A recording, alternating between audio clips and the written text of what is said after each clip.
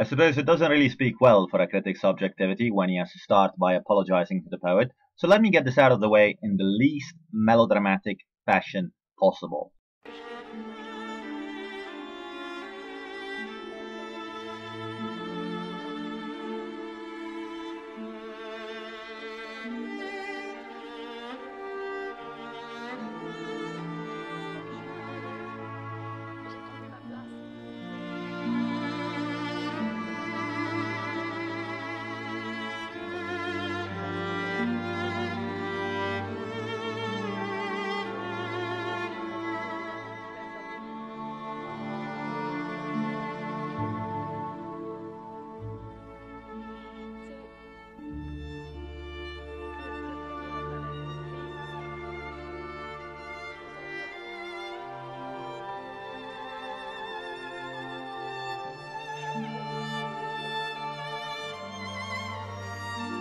Alright, I don't know how seriously people are going to take this review when I barely made it halfway through the book, but there is one question that puzzled me a good while.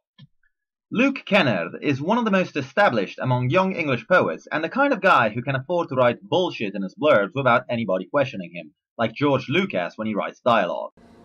Anakin, all I want is your love. Love won't save you, Padme. Only my new powers can do that. So why did his poetry fail to engage me so completely? And I really mean completely. I actually went on my holiday after reading about 20 pages of the book, and when I came back 3 weeks later, I could not remember a single fucking poem or title in the book, even though I'd been annotating them for my review. Indifference had washed them away from my memory like total recall. I don't know if I've ever found poetry that could enter my brain and leave so quickly, leaving so little trace behind it. So going back 1 second. Why did his poetry fail to engage me so completely? I'm going to answer this question with the aid of the practice of comparison. Let us put a few lines from A Lost Expression next to some poetry that I actually like. This teaspoon contains 1,000 microscopic robots designing the next generation of microscopic robots. Every generation will be 1,000 times smaller than the last and 1,000 times faster. The robots have just enjoyed free jazz ages and evolved beyond the need for physical manifestation, having spent 14 million generations as a sentient gas. Now let's take a look at a poem by Boris Rizy, a contemporary Russian poet. Though I say contemporary with the caveat that the guy actually hung himself in his apartment a few years ago at the age of 27, an example I definitely would not encourage Kennard to follow, though it seemed to work quite well for Rizy in terms of sales. What? There's a motherfucking film of this guy's life? Seriously? An enameled ship, the porthole, the ledger, the bed. Living is hard and uncomfortable, but there is comfort in dying. I lie on my back and think, maybe these very white sheets yesterday embraced a person that is now departed. The sink drips slowly. Life, ruffled like a whore, comes from a fog and sees the bed, the ledger. I try to raise myself a little. I want to look her in the eye. Look, weep, and never die. Now let us look at one final extract, this time by a contemporary French poet, Jean-Baptiste Parra. Even though this guy must be 124 years old by now, and the comparison with Kennard is therefore not entirely fair, like comparing George Lucas to a 16-year-old writing Halo fanfiction on the internet. Hey, yeah? You ever wonder why we're here? It's one of life's great mysteries, isn't it? Why are we here? I mean, are we the product of some cosmic coincidence, or is there really a God watching everything, you know, with a plan for us and stuff? I don't know, man, but it keeps me up at night. What? I mean, why are we out here, in this canyon? Oh, yeah. What all this stuff about God? Nothing. You want to talk about it? No. You sure? Yeah. That's actually quite a fair comparison. Okay, bad example. Father, is it from you that I come? Like morning, like brightening. Am I the child of the first spilt blood? Our shadows cross on the wall. Father, must I feed on your silence for the bread that you gave me? Now, what can be said about these two extracts that cannot be said of the Kennard extract? That they are both essential. They use the least amount of words possible to convey the greatest amount of meaning.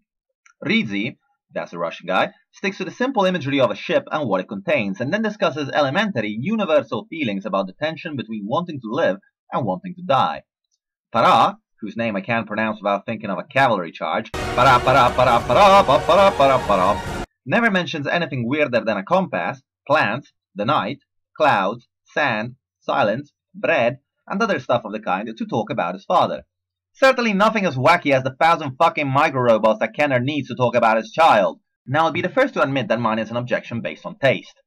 But at least I found the answer to the question of what I don't like. Luke Kennard writes academic poetry that pretends it is not academic.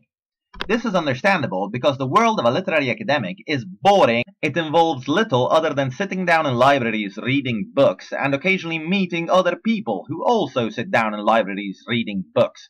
Now this doesn't exactly make for interesting reading material. It certainly doesn't live up to the aforementioned Boris Ridzi, who writes about a ship because he was a geologist sailing out on expeditions to the Arctic Circle, like some Russian version of Indiana Jones. Kennard being himself an academic, he is obviously only too keenly aware of this problem. But his solution is to write poetry that is as wacky, outlandish, or referential as Johnny Depp. And just like Johnny Depp, it's all makeup and no substance. We only really like him when his friends are beating up Justin Bieber, and I haven't exactly seen Roddy Lumsden working that hook, have I? I could take examples from the disconnected voices, the bizarre imagery, the funky vocabulary that doesn't sound like anything anybody would ever say. But seriously, just look at the titles. Spaceships with guns bigger than the spaceships themselves. Psychiatrist, rolling through the town on a supermarket trolley. Dolphin with a time machine? What the actual fuck? You read things like this and you get the sense that it is trying so hard to project an image of weirdness and craziness, but there isn't anything there. At least nothing that sounds like real experience. And in this sense, ironically, this weirdness and craziness ends up being just academic.